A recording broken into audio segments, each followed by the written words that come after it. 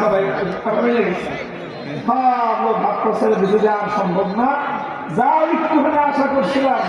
যেইভাবে নির্বাচনটাকে সুন্দরভাবে রাতে দিনে মিলাইয়া তারপরে নিজেরা আমরা খালাতো ভাই মামাতো ভাই সব মিলে জুলাই যেমনি করে পার পেয়ে গেল, তখন সব মানুষ বললো যে আর সম্ভব না, কাজে এবার অপেক্ষা করতে থাকি যে এই বেটি বুড়ি হোক,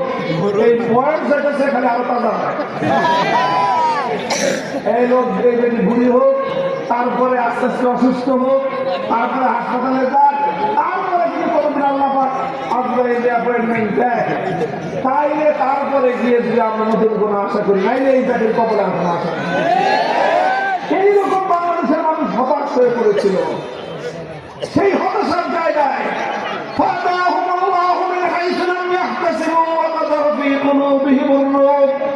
يخربون بيوتهم بأيديهم وأيدي المؤمنين فاعتبروا يا أولي الأبصار। আল্লাহ পাক রব্বুল আলামিন আবাবিল পাখির মতো ক্ষুদ্র ক্ষুদ্র পাখিগুলো যেমন আব্রাহা বিশাল হস্তে বাহিনীকে আল্লাহর ঘর ধ্বংস করতে আসার কারণে আমার আল্লাহ কুদরতের মাধ্যমে ছোট ছোট পাখির দ্বারা বিশাল বিশাল হস্তি বাহিনীকে আমার আল্লাহ যেভাবে ধ্বংস করে দিয়েছিলেন, বাংলার ক্ষমতার মসনদে আসি যুগের